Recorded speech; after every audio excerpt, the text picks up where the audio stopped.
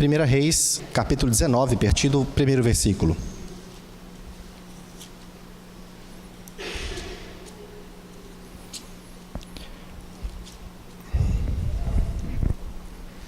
Diz assim a palavra do Senhor. Acabe fez saber a Jezabel tudo quanto Elias havia feito e como matara todos os profetas à espada. Então Jezabel mandou um mensageiro a Elias a dizer-lhe: façam-me os deuses como lhes aprover, se amanhã a estas horas não fizer eu a tua vida como fizeste a cada um deles. Temendo, pois, Elias, levantou-se e para salvar sua vida se foi e chegou a Berseba, que pertence a Judá, e ali deixou o seu moço. Ele mesmo, porém, se foi ao deserto, caminho de um dia, e veio e se assentou debaixo de um zimbro, e pediu para si a morte e disse: basta, toma agora, ó Senhor, a minha alma, pois não sou melhor do que meus pais. Deitou-se e dormiu debaixo do zimbro. Eis que um anjo o tocou e lhe disse: levanta-te e come. Levanta-te e come. Olhou ele e viu junto à cabeceira um pão cozido sobre pedras em brasa e uma botija de água. Comeu, bebeu e tornou a dormir. Voltou segunda vez o anjo do Senhor, tocou-o e lhe disse: levanta-te e come, porque o caminho te será sobremodo longo. Levantou-se, pois, comeu e bebeu, e com a força daquela comida caminhou 40 dias e 40 noites, até Horebe, o monte de Deus. Ali entrou numa caverna, onde passou a noite, e eis que lhe veio a palavra do Senhor e lhe disse: que fazes aqui, Elias? Ele respondeu: tenho sido zeloso pelo Senhor, Deus dos exércitos, porque os filhos de Israel deixaram a tua aliança, derribaram os teus altares e mataram os teus profetas à espada. E eu fiquei só, e procuram tirar minha vida. Disse-lhe Deus: sai e põe-te neste monte perante o Senhor. Eis que passava o Senhor, e um grande e forte vento fendia os montes e despedaçava as penhas diante do Senhor, porém o Senhor não estava no vento. Depois do vento, um terremoto, mas o Senhor não estava no terremoto. Depois do terremoto, um fogo, mas o Senhor não estava no fogo. E depois do fogo, um cicio tranquilo e suave. Ouvindo Elias, envolveu o rosto no seu manto e saindo, pôs-se à entrada da caverna. Eis que lhe veio uma voz e lhe disse: que fazes aqui, Elias? Ele respondeu: tenho sido em extremo zeloso pelo Senhor, Deus dos exércitos, porque os filhos de Israel deixaram a tua aliança, derribaram os teus altares e mataram os teus profetas à espada, e eu fiquei só, e procuram tirar minha vida. Disse-lhe o Senhor: vai, volta ao teu caminho para o deserto de Damasco, e chegando lá, unge Azael rei sobre a Síria. A Jeú, filho de Ninsi, ungirás rei sobre Israel, e também Eliseu, filho de Safate, de Abel-Meolá, ungirás profeta em teu lugar. Quem escapar à espada de Azael, Jeú o matará, e quem escapar à espada de Jeú, Eliseu o matará. Também conservei em Israel 7.000, todos os joelhos que não se dobraram a Baal, e toda a boca que o não beijou. Vamos orar. Santo Deus, amado Pai, clamamos ao Senhor, ó Deus, nessa noite, a tua direção. Clamamos ao Pai que o Senhor venha falar conosco através da sua palavra, para que os nossos corações sejam constrangidos e transformemos, ó Deus, a nossa vida em conformidade com o Evangelho, com a verdade, com o teu Filho Jesus Cristo. Seja conosco, ó Deus, pois somos pecadores. Carecemos da tua graça, da sua misericórdia, do seu sustento e da direção do Senhor, que por meio do seu Espírito prepara o nosso coração para a mensagem dessa noite. Que possamos ouvir literalmente, ó Deus, a voz que vem do Senhor e de forma reverente responder com uma vida condizente com o sacrifício de Jesus Cristo na cruz do Calvário. Essa oração que nós fazemos em nome do seu Filho Jesus. Amém. É uma história bastante famosa, muitos leem esse texto, e já falei aqui na igreja, em diversas situações, escola dominical, até mesmo no curso de aconselhamento, sobre a vida de Elias. E certamente essa noite vai ser diferente. Eu não falarei sobre a, entre aspas, depressão de Elias. Apesar desse texto ser muito utilizado nesse contexto, em a gente mostrar esse episódio difícil na vida de Elias, e ser usado de forma equivocada na minha concepção, para defender o conceito de depressão maior na medicina, isso é uma discussão que a gente já fez aqui durante várias vezes em outras situações, mas eu queria destacar o que realmente o texto nos fala. Não mesclar talvez conhecimentos seculares com o que a Bíblia diz, mas vamos nos debruçar sobre o texto bíblico e entender que aqui há contradições de um homem que se comporta no capítulo 18, no Monte Carmelo, de uma forma, e aqui no capítulo 19, no momento difícil da sua vida, ele se comporta de forma diferente. E nós faremos comparações entre essas duas situações, e isso nos traz uma lição importante do que a idolatria faz com o homem. O ministério de Elias começa, se você voltar à sua Bíblia, no capítulo 17. Pouco é falado sobre sua vida. Seu nome diz que Deus é Yahvé. E ele foi um fiel defensor de Yahvé, de Deus, do Senhor nosso Deus. Ironicamente, ele inicia seu ministério durante o período de um rei do reino do norte, de Israel, quando o reino de Israel, da nação, havia sido dividida em Israel e Judá, ao sul. Ele profetiza contra um rei chamado Acabe, que tinha uma esposa que não era muito fácil. Era extremamente macabra, matava os profetas do Senhor. Interessante é que Baal, ao que tudo indica, era um deus da chuva. E ele inicia seu ministério profetizando para Acabe que Deus, Yahvé, iria suspender a chuva. E assim o fez. Mostrando justamente para aquele povo que quem controlava a chuva não era Baal. Era o Senhor Deus dos exércitos, o Deus de Abraão, o Deus de Isaque e o Deus de Jacó. A chuva havia sido suspensa não só para Deus mostrar quem é Deus, mas como juízo. Lá em Deuteronômio 28, versículo 23 e 24, diz assim: os teus céus sobre a tua cabeça serão de bronze, e a terra debaixo de ti será de ferro. Por chuva da tua terra, o Senhor te dará pó e cinza. Dos céus descerá sobre ti, até que sejas destruído. Aqui o Senhor está colocando sobre a nação de Israel juízo. Um juízo que havia sido colocado na sua lei, em Deuteronômio. E o povo que estava agindo de forma desobediente, trocando Deus dos exércitos, Yahvé, por Baal, agora merece o juízo. Ironicamente, ele traz o juízo da chuva, confrontando literalmente o chamado Deus da chuva. Tempos difíceis.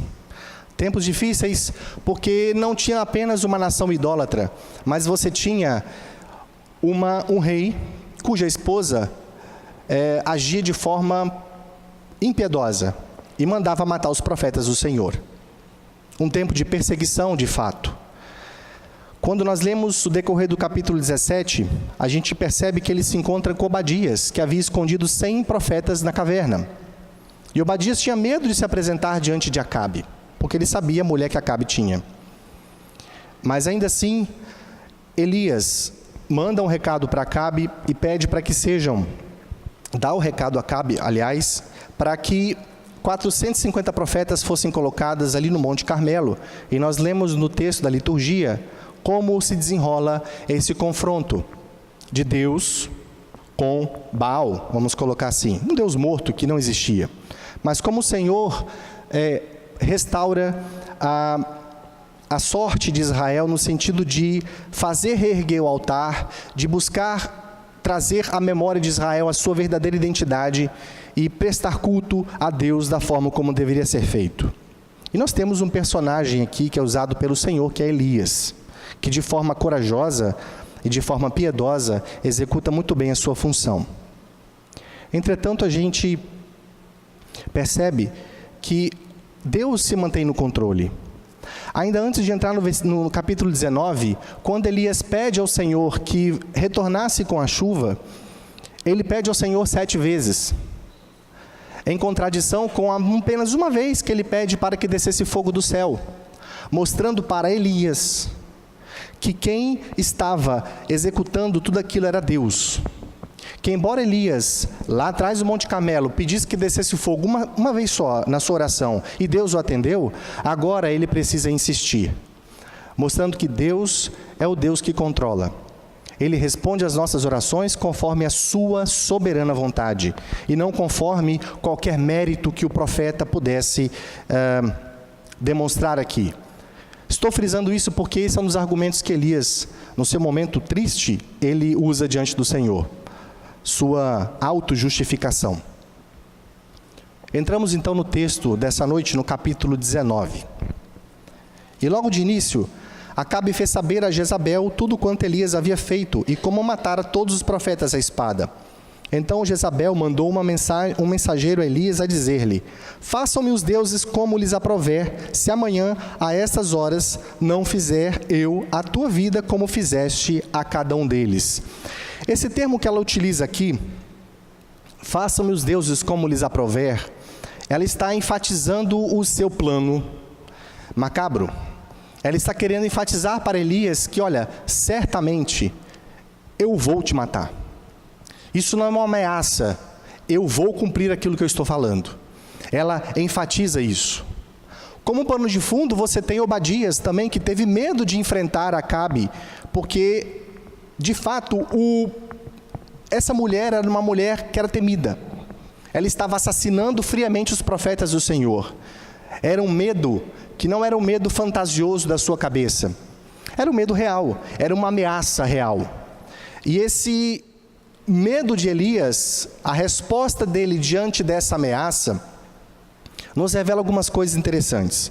No versículo 3, você tem, temendo. Elias teve medo. O seu medo era real. Agora, como pode ele, e essa é a primeira contradição que a gente vê aqui, ter medo de uma mulher, sendo que lá no Monte Carmelo, ele havia enfrentado 450 profetas. Volte lá no capítulo 18, no versículo 30, e veja como ele se comporta diante desse episódio ali. 18:30. Então Elias disse a todo o povo: chegai-vos a mim. E todo o povo se chegou a ele. Elias restaurou o altar do Senhor, que estava em ruínas. 31. Tomou 12 pedras segundo o número das tribos dos filhos de Jacó, a qual viera a palavra do Senhor, dizendo: Israel será o teu nome. Aqui nesses dois versículos a gente encontra alguns elementos importantes que nós precisamos enfatizar. Primeiro, ele restaura o altar do Senhor que estava em ruínas. Ele busca restaurar o culto ao Senhor, Senhor em caixa alta, Yahvé, o nome próprio de Deus. Deus que havia sido colocado de lado pelo povo, que trocou Yahvé, o Deus verdadeiro, por um Deus que não existe, por Baal. No versículo 31, ele toma 12 pedras. Cada pedra simbolizava uma tribo de Israel. E aqui ele rememora a história de Jacó. Israel será o teu nome.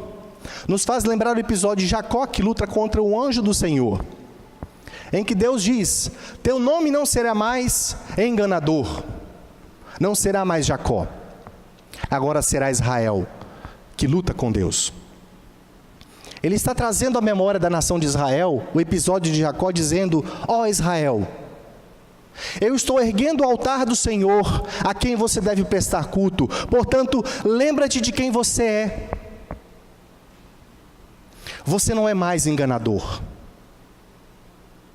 Você não é mais um povo idólatra. Você é meu povo. Meu povo que deve prestar culto a Deus, a mim, que luta com Deus. Ele está ali trazendo a nação de Israel, chamando a nação de Israel para a sua verdadeira identidade. Que assim como Deus havia transformado o seu patriarca, agora o povo deve voltar às suas raízes. As raízes de uma nação escolhida para cultuar o Senhor e não cometer idolatria. No versículo 36, um pouco mais à frente, no devido tempo, para se apresentar a oferta de manjares, aproximou-se o profeta Elias e disse: Ó Senhor, Deus de Abraão, de Isaque, de Israel, fique hoje sabido que tu és Deus em Israel, e que eu sou teu servo, e que segundo a tua palavra fiz todas essas coisas. Elias está clamando a Deus. Ele está buscando aquele que somente ele, Deus, poderia livrar a nação de Israel de tamanha decadência espiritual. O fato é que Elias está apontando para o Senhor, ele está tirando o foco dele.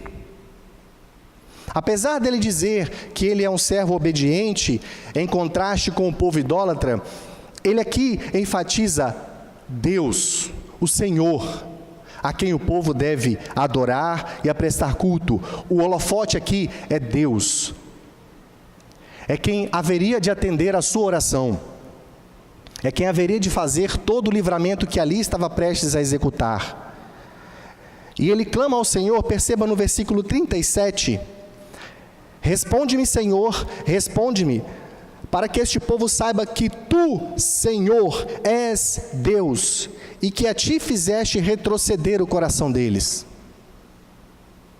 Portanto, ele está clamando à nação de Israel: veja que grande livramento o Senhor vai fazer, e é esse Senhor que vocês têm que prestar culto. Olhe para o Senhor, não olhe para Baal, nem tampouco para aquilo que motiva o coração do povo que estivesse buscando a Baal, porque eles haviam trocado Deus por Baal por algum motivo. Portanto, para de olhar para isso. E aqui o fato é: obedeça, sirva ao Deus de Israel, restabeleça o altar, adore o Senhor, volte para a sua identidade.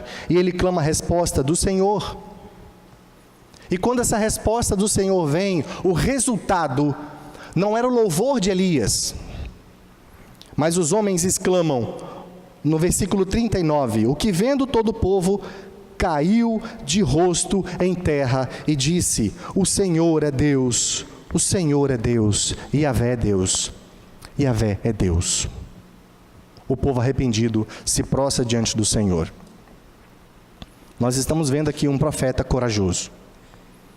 Um profeta que enfrentou 450 profetas e depois pede para que todos sejam mortos, e todos foram mortos. Que grande livramento Deus fez ao seu povo, porque Elias confiou na força do Senhor. Em contraste agora, em que ele está com medo de uma mulher. Então, o primeiro contraste é que o profeta agora, diante de uma situação de ameaça, ele se vê com medo. E como é que ele responde isso? No versículo 3 do capítulo 19, continua: temendo, pois, Elias levantou-se e para salvar sua vida se foi e chegou a Berseba, que pertence a Judá, e ali deixou o seu moço. A fuga dele para essa região não foi à toa, uma vez que ele colocou entre Jezabel, que era aquela a quem ele temia, e ele deixou somente uma nação inteira de Judá, um território extenso. Ou seja, ele busca refúgio, não em Deus. Ele está buscando um refúgio, uma segurança geográfica. O temor dele é real, mas a sua resposta é uma resposta pecaminosa. Porque ele, ao invés de buscar refúgio em Deus, ele está buscando segurança em outro artifício que não é Deus. E quantos de nós fazemos a mesma coisa? Buscamos segurança naquilo que não é Deus. Dinheiro. Quando estamos tristes, buscamos encontrar prazer, autogratificação naquilo que não é piedoso. Através do contato físico com alguém, através do trabalho, se afundando no trabalho, buscando ter mais dinheiro, no consumo, comprando, no prazer de sentar no sofá com o controle remoto na televisão e ter o poder do controle remoto de poder controlar ali. né? E às vezes chega menino para atrapalhar, menino só vem nessas horas, né? Para atrapalhar. E aí a gente não dá atenção, papai não, papai está cansado, deixa um tempo aqui o papai. Nós trocamos o prazer de servir, nós trocamos Deus pelas coisas, e não fazemos diferente. Aonde nós estamos colocando a nossa segurança? Será que é em Deus? Será que é no trabalho? Será que é no marido que tem um bom emprego? E que se ele morrer, você não sabe o que vai fazer da sua vida? Aqui Elias não está buscando proteção no Senhor, mas está buscando proteção no território de Judá. Acompanhe comigo o texto no versículo 4. Ele mesmo, porém, se foi ao deserto caminho de um dia, e veio e se assentou debaixo de um zimbro, e pediu para si a morte e disse: basta, toma agora, ó Senhor, a minha alma, pois não sou melhor do que meus pais. Perceba que ele está fugindo. O medo está aqui, ele foge para cá. E ele empreende fuga, né? Igual o cachorro vira-lata quando você solta um tiro na rua e ele sai correndo, sem rumo, e vai embora. É mais ou menos isso que Elias está fazendo. Mas ele não faz de forma irracional. Ele busca refúgio, como a gente falou, no território de Judá. E é interessante que ele caminha um dia inteiro no deserto. E ele não está aqui fugindo apenas de Jezabel. Ele está fugindo do próprio Deus e da sua obrigação que ele tinha de trabalhar. Pois ele havia iniciado um conflito com Acabe. Ele havia exterminado 450 profetas. A nação de Israel deveria agora, arrependida, adorar o Senhor, restituir o culto, restabelecer a adoração a Deus. Há muito trabalho a ser feito. E o que ele faz? Foge. Ele foge não apenas de Jezabel, ele foge das suas obrigações com o Senhor.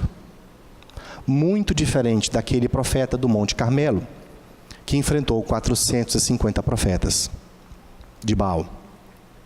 Aqui há, certamente, irmãos, uma reação pecaminosa, de alguém cujas motivações do coração, e a gente vai ver quais são, empreende fuga, e se comporta de forma covarde, fugindo do conflito. Provérbios 27:8 diz: qual ave que vagueia longe do seu ninho, tal é o homem que anda vagueando longe do seu lar. E Elias está literalmente fugindo da onde ele deveria estar, do seu lar.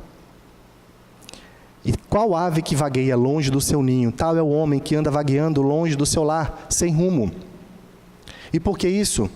Provérbios 27 ainda, no versículo 20, diz: o inferno e o abismo nunca se fartam, e os olhos do homem nunca se satisfazem. O objetivo de quem troca Deus verdadeiro por um ídolo é buscar satisfação. É buscar algo que ele supõe que Deus não pode dar. Seja prazer, seja poder, seja consumo, dinheiro, conforto, não importa o ídolo que você tem no seu coração. Nós fazemos de todo o possível para conseguir. Porque o inferno e o abismo nunca se fartam, e os olhos do homem também nunca se satisfazem. E de fato, irmãos, o nosso coração enganoso, como diz Jeremias, pecaminoso, não se satisfaz com o que Deus dá.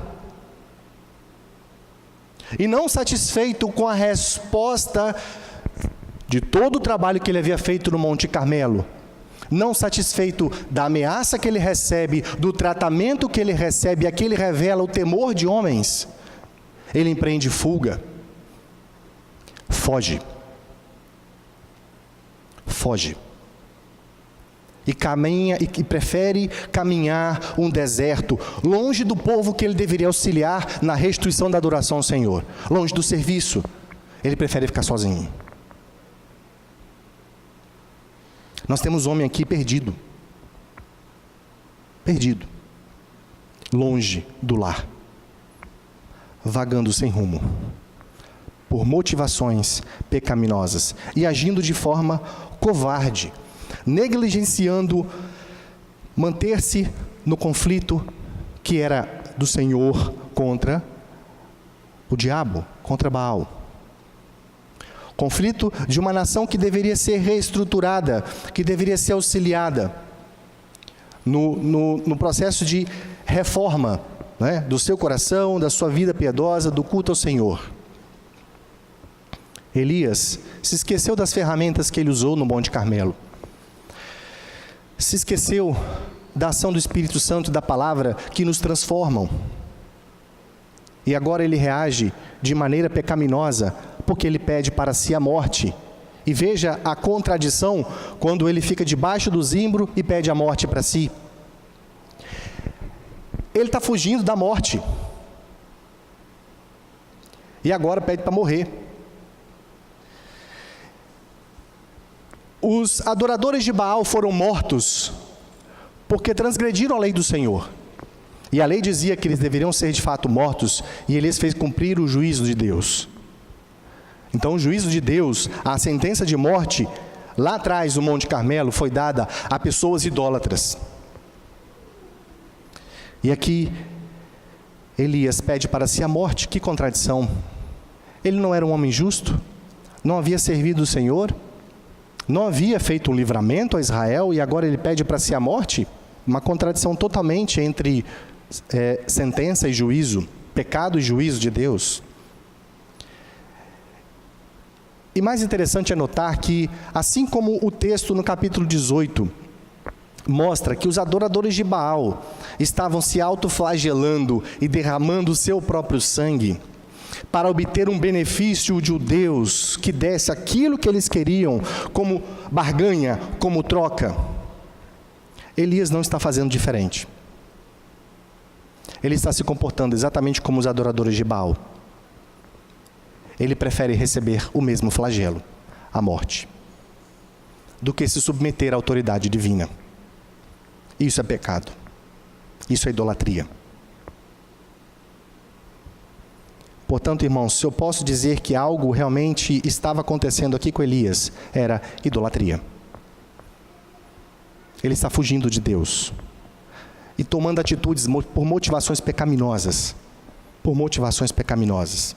que a gente vai entender um pouco mais à frente no texto. Mas o fato dele pedir a morte nos faz lembrar de algumas situações no nosso dia a dia. Não é raro nós percebermos aqui na nossa cidade, a Terceira Ponte, fechada, por pessoas penduradas lá e ameaçando se jogar, se joga, uns se jogam, outros se não jogam. Eu tenho certeza que alguns de vocês aqui já teve algum caso na família de suicídio. O suicídio nada mais é do que uma manifestação, não de, como dizem os psicólogos, de uma autoestima baixa, mas ao contrário, de uma autoestima completamente elevada. E Elias mostra isso para a gente. As circunstâncias não eram do jeito que ele queria. O tratamento recebido não era o que ele queria. A vida não estava sendo do seu jeito. E ele prefere para si a morte. Isso é idolatria. Eu me amo demais. E por amar tanto este coração que eu tenho que satisfazer, se eu não consigo satisfazê-lo, se a vida não é do jeito que eu desejo que seja, eu prefiro a morte. Isso é egoísmo extremo. Isso não é doença, isso é pecado. É excesso de amor próprio. Isso traz uma cosmovisão míope. A idolatria, o desejo por satisfazer o coração, fez com que ele enxergasse a situação da sua vida de uma forma míope. Os idólatras vagueiam pelo mesmo deserto que Elias estava andando, buscando refrigério, um oásis que nunca vão encontrar. Nunca. Porque, como disse anteriormente no texto de Provérbios, o inferno e o abismo nunca se fartam e os olhos do homem nunca se satisfazem. O coração do homem não se satisfaz. Nada está bom. E se não tiver do meu jeito? Eu não quero viver. Eu não quero viver. Se o marido não é do jeito que eu quero, eu não quero mais esse casamento. Ou a esposa, vice-versa. Se meu pai não me trata do jeito que eu quero, não dá aquilo que eu quero, não me ama do jeito que eu devo ser amado, não reconhece o filho maravilhoso que tem, eu prefiro ir embora de casa. E sai, como o filho pródigo fez. E como o filho pródigo buscou os próprios prazeres e não obteve satisfação. Teve que comer lavagem de porco para entender o verdadeiro significado daquilo que realmente pode satisfazer o homem, que é obedecer a Deus. E para isso, para alcançar esses desejos, como os adoradores de Baal derramavam o seu próprio sangue, Elias está chantageando o Senhor. Senhor, eu prefiro morrer, se o Senhor não der o que eu quero. Essa é a leitura que o texto nos diz. Isso é pecado, isso é idolatria. Se formos trazer para alguns temas atuais como anorexia, recusa de comer qualquer coisa, não quer comer porque quer ficar com o corpo assim ou assado, né, mais magro. Ou bulimia, come e provoca vômito. Essas pessoas beiram o suicídio. São tristes. Estão insatisfeitas com o corpo que têm. E se penitenciam, se autoflagelam para alcançar uma satisfação. E veja, é como um poço sem fundo. Não tem limite, a ponto de destruir o próprio corpo, de emagrecer de uma maneira absurdamente grande. Quem já viu um anorético ou um bulímico? Eu já vi jovens, principalmente moças, que querem ter o corpo que vem na televisão, que desprezam a bênção do Senhor, que é o alimento, o sustento. Recusam receber de Deus bênçãos, que medem o seu corpo através de medidas mundanas, mentiras, moças de Photoshop, ou homens de Photoshop. Mentira, a moda, temor de homens, o que a sociedade diz, vive em função da opinião dos outros, dos colegas de escola, e para se satisfazer, da mesma forma, destroem o corpo, a saúde, a vida, porque querem a qualquer custo conseguir aquilo que querem. Isso não é falta de amor próprio, isso é excesso. Eu amo mais a mim do que a Deus. Eu amo mais a mim do que a qualquer pessoa. E a idolatria nos cega, nos limita e congela um homem e um profeta. Ele não mais serve o seu povo. Ele não mais está perto das pessoas. Ele se isola. Ó, irmãos, todos nós já passamos por isso. E às vezes nos congelamos da mesma maneira. Interrompemos relacionamentos, paramos de falar com quem nós mais amamos, tratamos com ira a quem Deus nos deu, porque Ele não me dá o que eu quero. Preferimos guerra, luta. Preferimos estar num deserto, mas nem tudo era tranquilo. Veja no versículo 5, uma outra característica, uma outra contradição na vida de Elias. Deitou-se e dormiu debaixo do zimbro, e eis que um anjo o tocou e lhe disse: levanta-te e come. Isso se repete no versículo 6. Olhou ele e viu junto à cabeceira um pão cozido sobre pedras em brasa e uma botija de água. Comeu, bebeu e tornou a dormir. Ao contrário do que muitos acham, que este sono tem um benefício, sem sombra de dúvidas, um benefício importante de restituir a energia que ele precisava. Mas eu queria salientar que, pela inércia do texto, pela sequência de eventos que nós vemos e pelo comportamento do profeta, este dormir evidencia a negligência de Elias. Ele está negligenciando a sua própria existência. Se Deus não me deu a morte, Eu não quero ficar acordado. Eu não quero lidar com essa realidade. Eu quero continuar fugindo dela. Ele está alheio à realidade, aos seus problemas, ao confronto que ele está aqui do seu coração, à luta interna no seu coração que ele está travando. Ele prefere dormir, porque dormindo, ele se desliga do conflito, dos seus problemas. Não há adoração, não há serviço ao Senhor. Há sim negligência.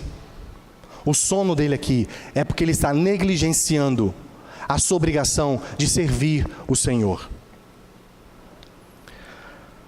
Caminhando o texto ainda no versículo 7, voltou segunda vez o anjo do Senhor, tocou e lhe disse: levanta-te e come, porque o caminho te será sobre modo longo. Levantou-se, pois, comeu, bebeu, e com a força daquela comida, caminhou 40 dias e 40 noites até Horebe, o monte de Deus. O que nós observamos aqui, meus irmãos, é o cuidado de Deus. Há um homem que estava obstinado a fugir diante de uma situação que ele não desejava, a responder de forma pecaminosa, caminhando numa direção contrária à sua obrigação como profeta. Uma resposta pecaminosa. Ele agora dorme, e ainda assim o anjo o toca, faz com que ele coma, mas perceba que o texto não diz que Deus ordena Elias a caminhar para o Monte Horebe.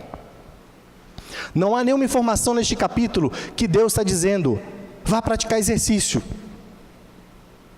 ande, se alimente, dorme. Não, a gente percebe que o sono e principalmente a provisão de comidas a Deus é para sustentar um homem que estava negligenciando situações fisiológicas de sua própria sobrevivência, que é se alimentar, dormir. E Deus, sabendo que ele iria continuar caminhando para uma direção que não era a vontade de Deus, prova disso é que mais à frente Deus diz: Elias, o que fazes aqui? E Deus faz isso por 2 vezes. Você está fazendo o que aqui? E lá na frente ele diz: volta. Nós temos um homem teimoso, cego pelo pecado. E essa provisão de Deus revela a misericórdia. E revela uma contradição, mais uma contradição, entre um trabalhador ativo no Monte Carmelo, corajoso, piedoso, e agora alguém negligente, que negligencia o trabalho, que negligencia servir ao Senhor. Nós vimos então que Elias, diante da ameaça, do seu medo, foge de forma obstinada, negligencia seu trabalho dormindo também. E agora entramos numa parte do texto em que o Senhor começa a tratar o coração de Elias. E desses versículos 10 em diante, há um diálogo de Deus com Elias. Inicialmente Elias diz no versículo 10, repare o versículo 10 e o versículo 14, eles são praticamente semelhantes, o seu discurso é praticamente igual. No versículo 10, ele respondeu: tenho sido zeloso pelo Senhor, Deus dos exércitos, porque os filhos de Israel deixaram a tua aliança, derribaram os teus altares e mataram os teus profetas à espada, e eu fiquei só e procuram tirar minha vida. Repara o 14, ele respondeu: tenho sido em extremo, ele acrescenta aqui uma outra palavra, extremo, zeloso, mas o resto do versículo é igual. Pelo Senhor, Deus dos exércitos, porque os filhos de Israel deixaram a tua aliança, derribaram os teus altares, mataram os teus profetas à espada, e eu fiquei só, e procuram tirar minha vida. Ele repete o mesmo discurso diante do Senhor, e enfatiza no versículo 14, eu não tenho sido apenas zeloso, eu tenho sido extremo zeloso. Não é pouco não, é muito. O que me faz entender aqui neste texto é que ele está enfatizando, ele está dando uma ênfase importante à sua pessoa.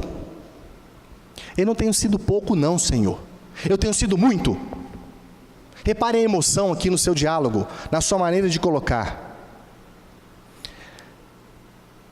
E comparando esses versículos e vendo os elementos aqui, 3 coisas nós temos que destacar. Primeiro, quando ele diz que é zeloso, é extremo zeloso, e ele mede a si mesmo pelos pecados de Israel. Eu não sou como eles. A ferramenta que ele está medindo a sua justiça é o pecado do povo. Eles deixaram a aliança, derribaram teus altares, mataram os profetas. Ele está se medindo, olhando o pecado dos outros. Segundo, é quando ele diz que ele fica só. E terceiro, quando ele fala, procuram tirar minha vida. Mas ainda nesse primeiro tópico aqui, desse primeiro elemento, comparando esses versículos, e vendo esses versículos 10 e 14, no seu diálogo com o Senhor, na sua justificativa, nos faz lembrar de Asaf. Volte lá no Salmo 73.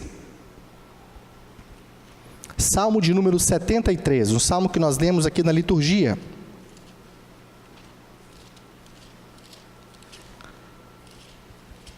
Que ilustra de forma adequada como que Elias está reagindo aqui no seu diálogo com o Senhor.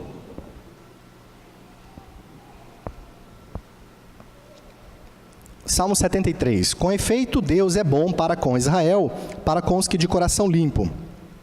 Quanto a mim, porém, quase me resvalaram os pés, pouco faltou para que se desviassem os meus passos.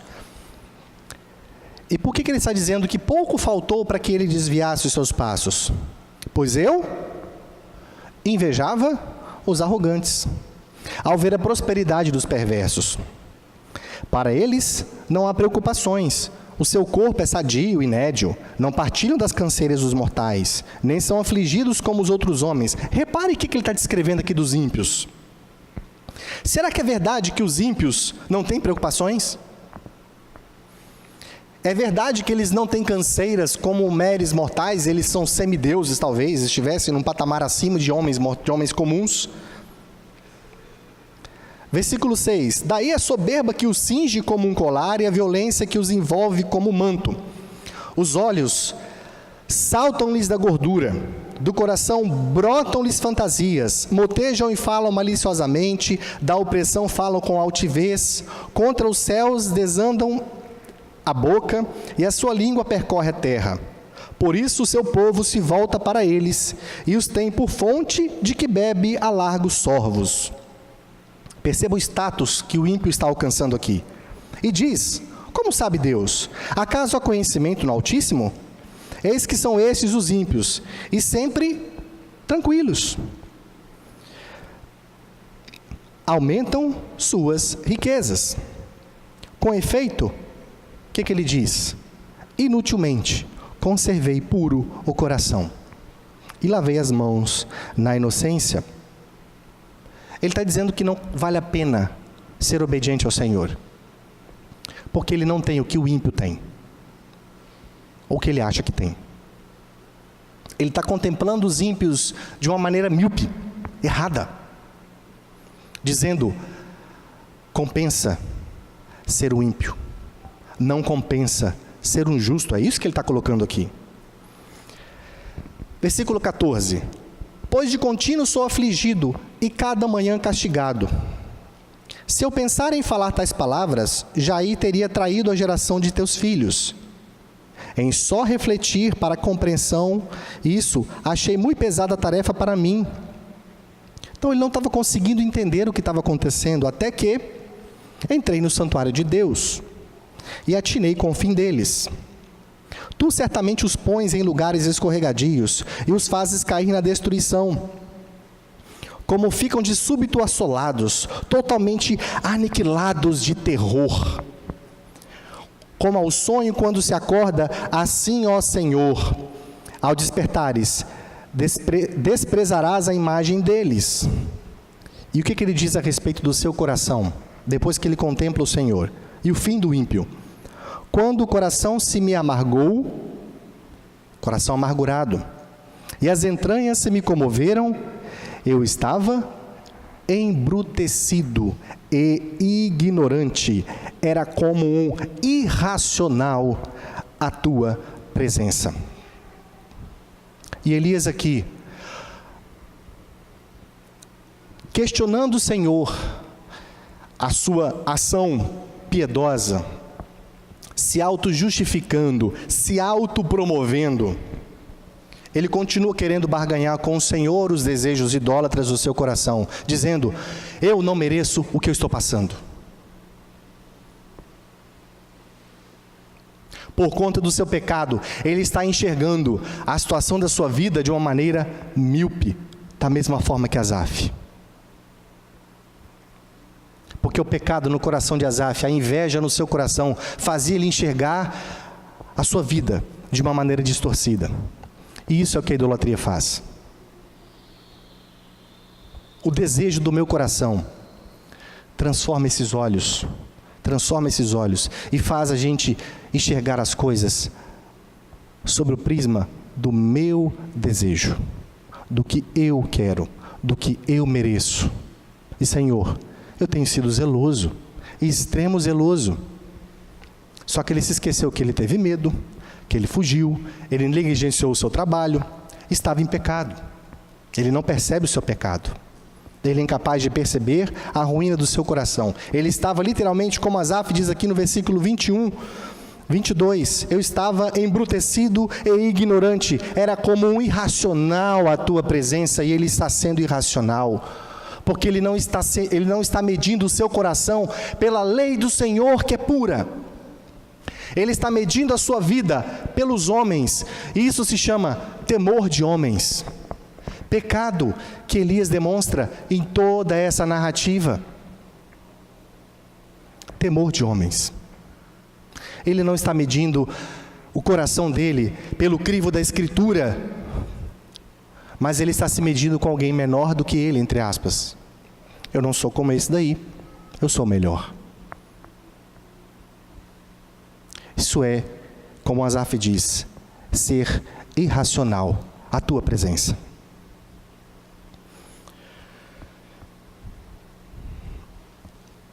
Outro ponto interessante aqui é quando ele diz que ele ficou só.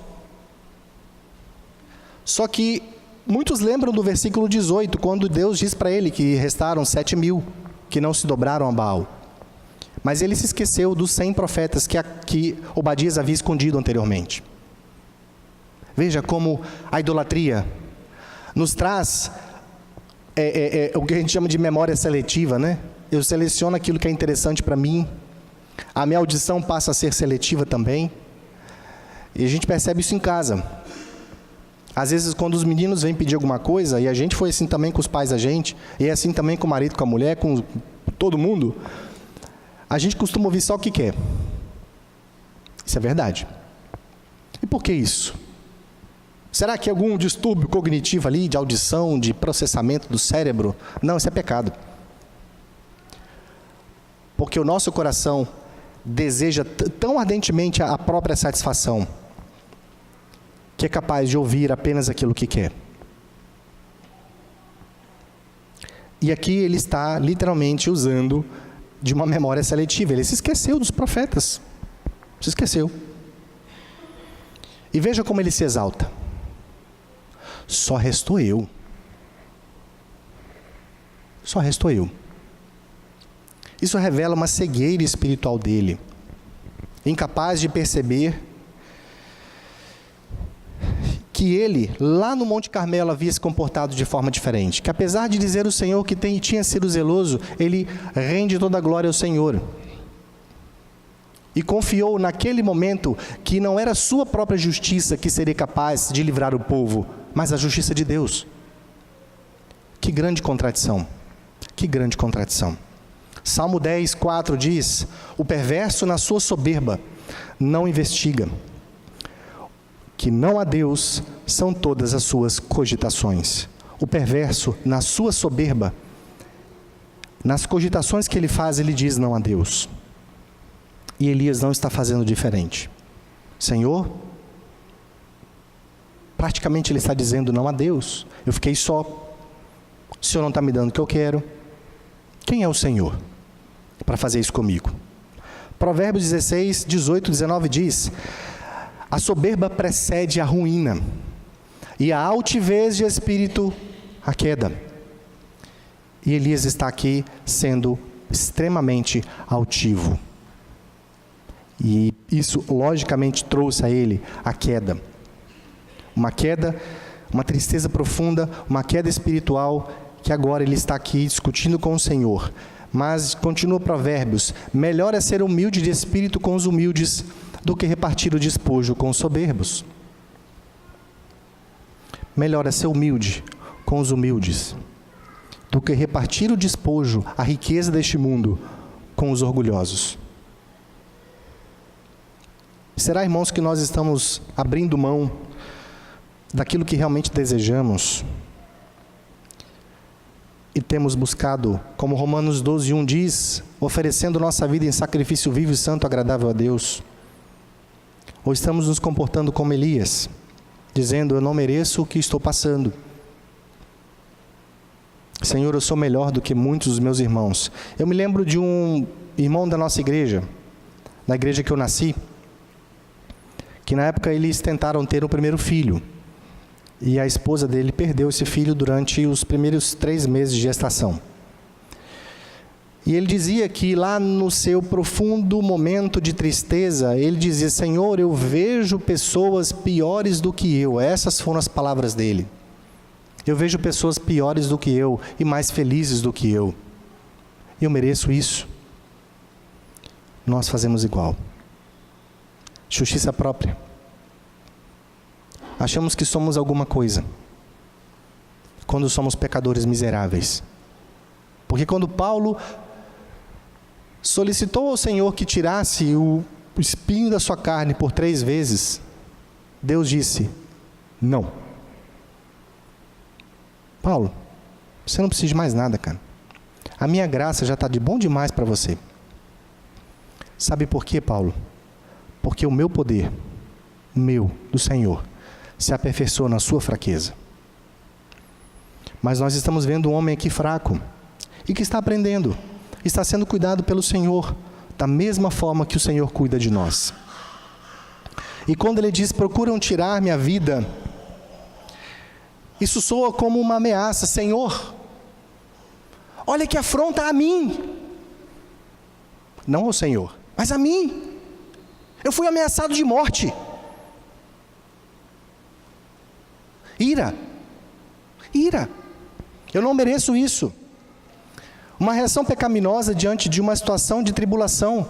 E Tiago, lá no capítulo 1, versículo 2 e 3 diz, meus irmãos, tende por motivo de toda alegria o passardes por várias provações, sabendo que a provação da vossa fé, uma vez confirmada, produz perseverança. Ora, a perseverança deve ter ação completa, para que sejais perfeitos e íntegros, em nada deficientes. E o Senhor, através da tribulação, quer fazer, não só de Elias aqui, mas fazer de nós, perfeitos, íntegros, como Jesus é. Mas o coração pecaminoso diz, eu não mereço isso. Quem é essa mulher para dizer, Senhor, e ameaçar a minha vida? Ele não questiona Deus assim. Ele está questionando Deus. Por que essa mulher está me ameaçando? Ele não só dirige a Deus, Deus, quem é essa mulher que está ameaçando um servo do Senhor? Ela está ameaçando o Senhor. Não, a sua resposta não é assim. Senhor, procuram tirar a minha vida. Eu que fui não só zeloso, mas extremamente zeloso. O Senhor está errado. Essa é a reação de Elias diante do Senhor. E como que o Senhor o trata? Diante de todo esse comportamento obstinado, pecaminoso, o Senhor o alimenta. O Senhor o alimenta.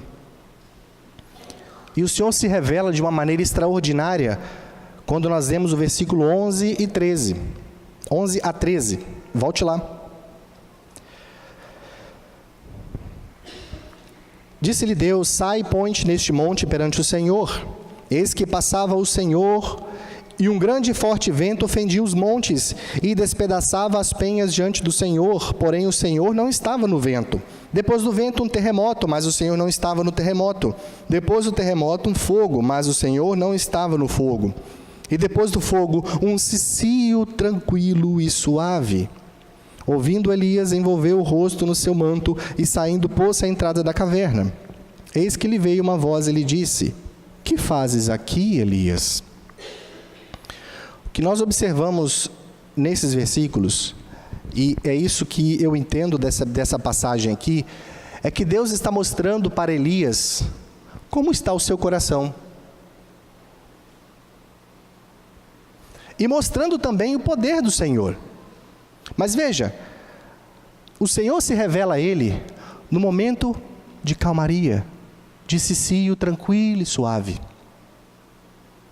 Como se Deus tivesse, através, evidentemente, da sua manifestação ali, do seu poder, da sua obra, não só mostrar o seu poder, mas levar Elias, você fugiu de um conflito, mas entrou em outro.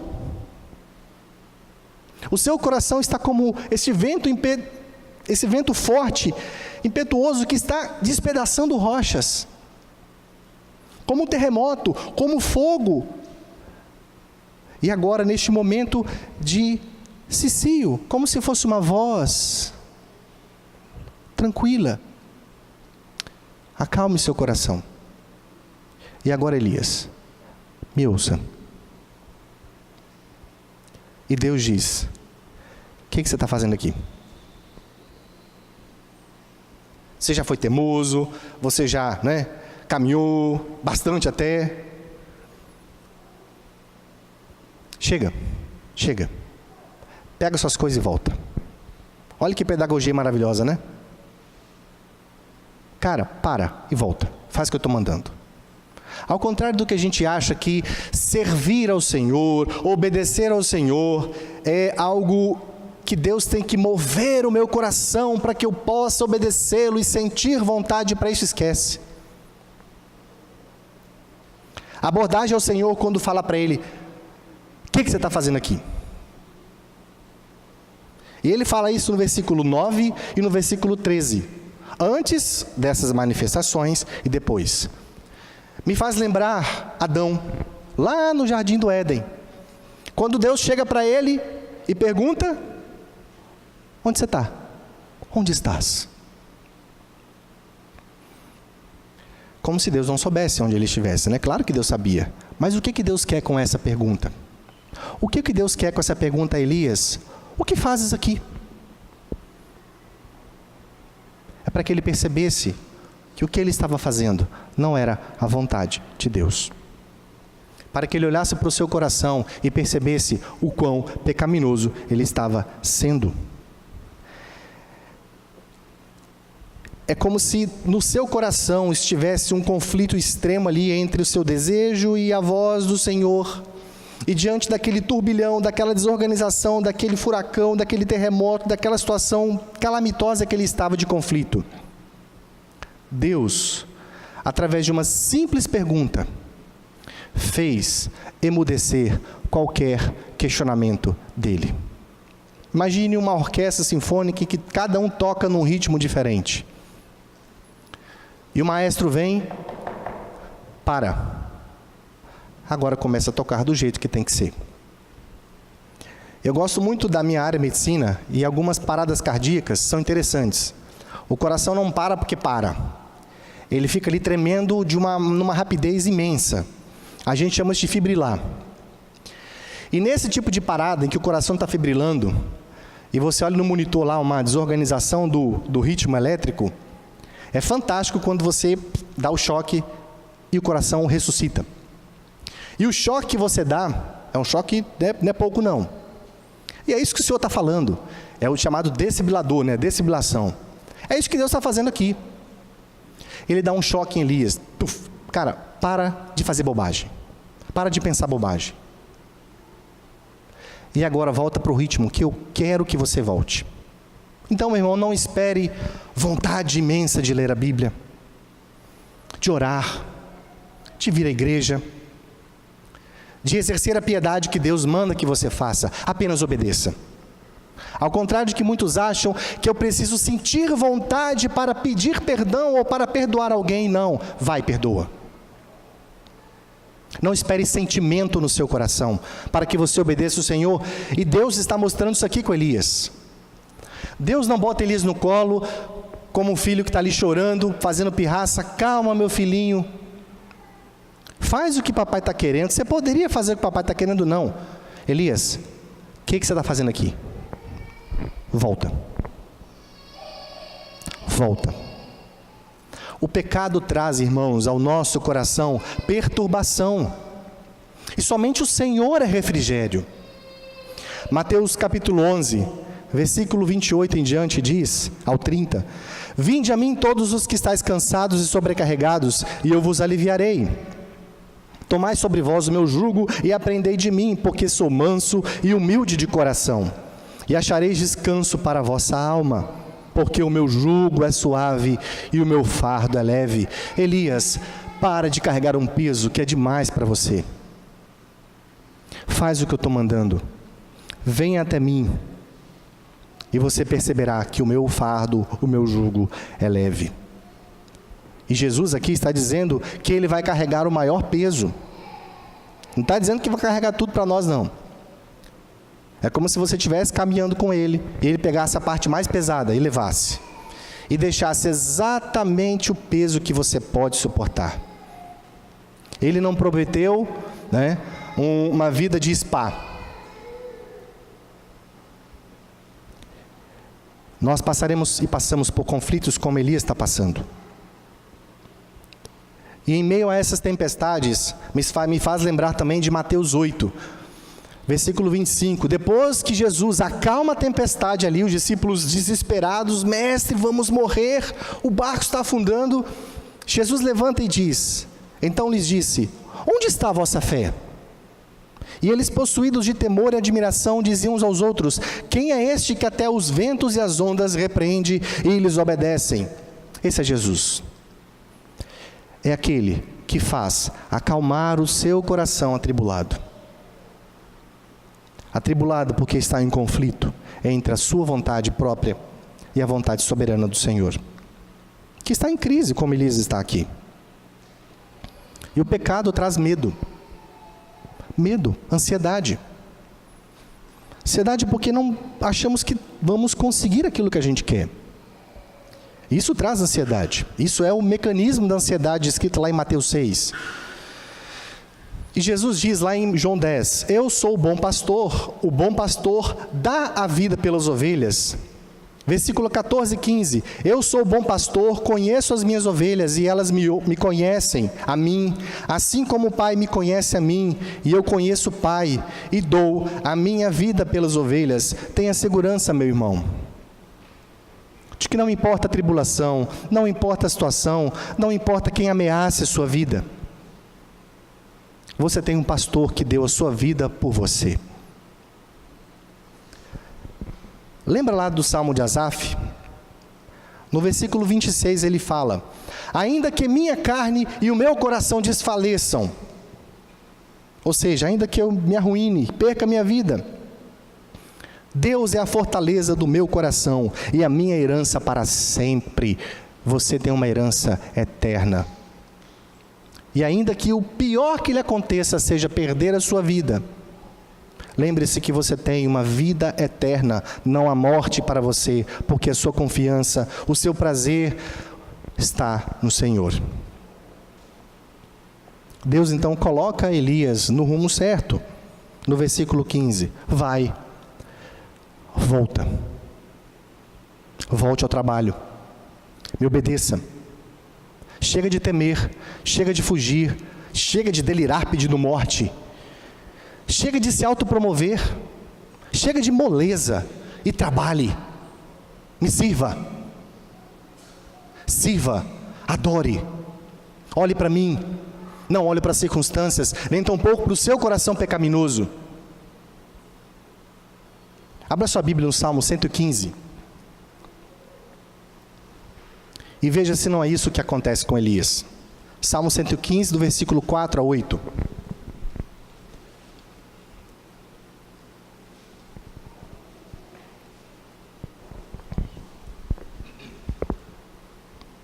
Salmo 115, 4 a 8. Prata e ouro são os ídolos deles, obra das mãos de homens. Tem boca e não falam, tem olhos e não veem, tem ouvidos e não ouvem, tem nariz e não cheiram, suas mãos não apalpam, seus pés não andam, som nenhum lhes sai da garganta. Tornam-se semelhantes a eles os que os fazem e quantos neles confiam. Como ídolo, Elias agora está mudo, incapaz de proclamar a verdade, mas proclamando apenas a sua própria justiça. Ele está cego espiritualmente e não é capaz de enxergar as bênçãos de Deus e enxergar a obrigação que ele tinha, que era voltar e trabalhar. Só enxergava uma direção. Uma surdez seletiva. Quando ele ouve bem a ameaça de Jezabel e ele esquece dos 100 profetas que haviam sido escondidos e dos outros 7.000 que Deus revela mais uma vez. Ele está surdo porque ele não se lembrou do que Obadias tinha dito para ele. E ao mesmo tempo não foi capaz de enxergar que em volta dele só tinha 7.000.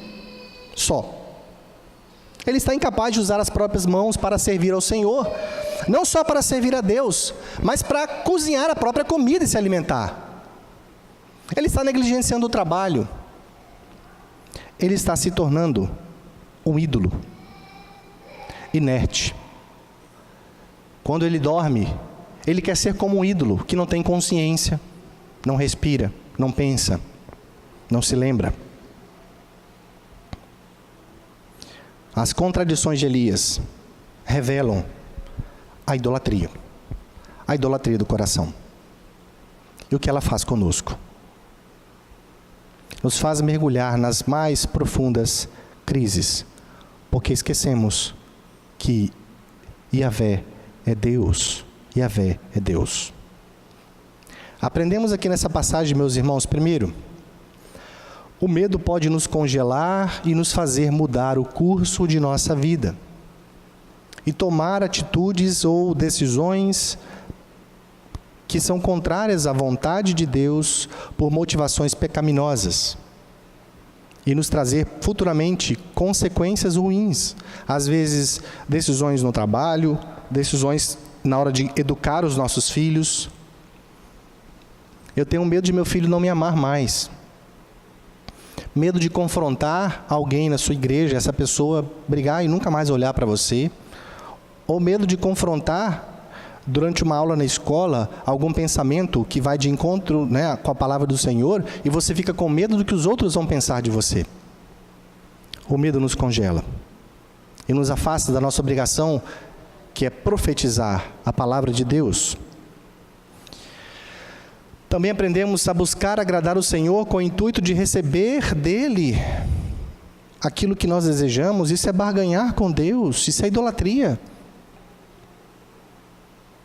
Você quer ser um filho comportado porque você quer que seu pai dê aquilo que você quer, um PlayStation lá no final do ano. Você não faz mais do que sua obrigação de tirar nota boa e passar de ano. E às vezes nós pais fazemos isso com nossos filhos. Se você passar de ano, te dá um PlayStation. Para quem pode dar, né? E quem não pode dar, faz como? Não faz mais que sua obrigação. Você barganha. Se comporte e você receberá recompensa, é isso? Obedeça e você receberá recompensa, é isso mesmo que o Evangelho me ensina? Lembre-se que aquele que foi perfeito, que obedeceu ao Senhor em tudo, teve como recompensa a morte. E morte de cruz, para que você fosse salvo. Ele é o exemplo. Portanto, o obedecer não faz mais do que a nossa obrigação em resposta ao que esse Cristo fez por nós. Não é uma forma de barganhar com Deus por bênçãos, porque se você faz isso, sua motivação é pecaminosa. Você está fazendo como Elias. Fui zeloso, fui extremo zeloso, e olha o que eu recebi, Senhor.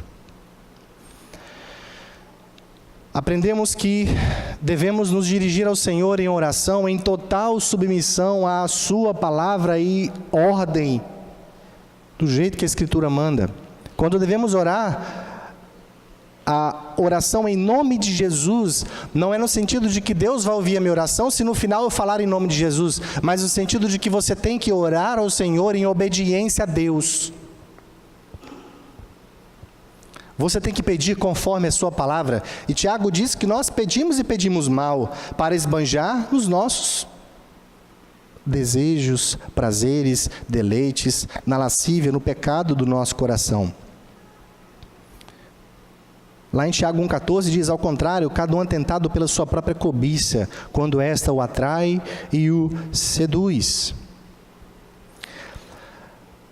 Quando, lá na carta de 1 Coríntios 10, 7, 8, Paulo fala a respeito da idolatria de Israel no episódio do bezerro de ouro, ele diz, não vos façais, pois, idólatras como alguns deles, porquanto está escrito, o povo assentou-se para comer e beber e levantou-se para divertir-se, e não pratiquemos imoralidade, como alguns deles o fizeram e caíram num só dia 23.000. Cadê o bezerro de ouro? Cadê o bezerro de ouro? E lá no texto Deus diz para Moisés, Moisés, esse povo é de dura cerviz, é de pescoço duro. A gente não consegue guiá-lo para a direita ou para a esquerda. É como o bezerro. Nós nos tornamos aquilo que adoramos. Como foi com Elias. E o motivo da idolatria lá do bezerro, o bezerro era um pretexto. É para sentar, comer, beber, divertir-se e praticar imoralidade. Esse é o nosso coração. Portanto, outra lição que aprendemos é que não podemos ser escravos das circunstâncias, dos nossos sentimentos, e achar que porque as coisas não são do meu jeito, essa vida não vale a pena. E eu me entristeço, porque a ordem do Senhor, da sua palavra, é alegrai-vos. Alegrai-vos aonde? No Senhor. Mais uma vez eu vos digo, alegrai-vos. Pare de olhar as circunstâncias e olhe para a cruz. Olhe para o Messias. Olhe para Yahvé. Olhe para Deus. E como é que nós olhamos para o Senhor? Volta e faz o que eu mando. É isso que Deus disse para Elias. Que grande pedagogia é essa? Para, volta, me obedeça. E nós vemos que Elias foi restaurado. Lá no capítulo 21, 17, ele ficou diante de Acabe novamente, profetizou a morte de Jezabel. E o que ele colheu foi a humilhação de Acabe, que se humilhou depois, diante do Senhor. E Deus foi misericordioso com Acabe depois. Mas não preservou Jezabel, que morreu. Mas Elias foi restaurado sim. Restaurado não com qualquer outro artifício que se possa querer colher deste texto. A gente vê Deus sustentando alguém que está pecando, que está obstinado. E Deus tratou dizendo, cara, para e me obedeça. Chega. Portanto, meus irmãos, não há solução terapêutica, milagrosa ou qualquer outra coisa que se possa achar de transformação pessoal, humana, de mudar os meus sentimentos ou a disposição do meu coração com qualquer outro artifício. Simplesmente pare e obedeça. Obedeça. Faça. Porque nós somos, irmãos, capacitados em Cristo. Somos capacitados com Cristo. A nossa união mística com Cristo nos capacita a produzir os frutos do Espírito Santo de Deus, a obedecer, a ser como Cristo é. A única satisfação em Cristo é saber que Ele é o bom pastor, que com sua voz firme e segura nos protege, e nós devemos seguir essa voz. Que nele nós temos alívio dos fardos, das dificuldades que temos, mas não significa que Ele vai nos livrar das tribulações. Tem de bom ânimo passar por tribulações, mas são nos momentos de conflito, de dificuldade, é que Ele vai fazer você confiar no poder de Deus. E ensinar que a graça de Deus te basta. E de que o poder se aperfeiçoa na fraqueza, mas o poder de Deus, use esse poder. Confie nesse Cristo que morreu na cruz, nos salvou e nos tirou das trevas para viver uma vida piedosa. E busque restauração verdadeira, aonde nós temos restauração para um coração atribulado, obstinado e pecaminoso. Eu encerro citando o Salmo 19, 7a. A lei do Senhor é perfeita, e restaura a alma. Não se compare com mais ninguém. Se compare com o único que nós devemos nos comparar, que é Jesus, que é a verdade, que é o bom pastor, que é quem alivia este coração atribulado. Aprendamos com as contradições de Elias, porque Tiago diz que ele era homem como nós. Nós também somos assim. Possamos, irmãos, ser abençoados nesta noite e possamos responder à voz de Deus através de um proceder digno de cada gota de sangue que Jesus derramou na cruz do Calvário.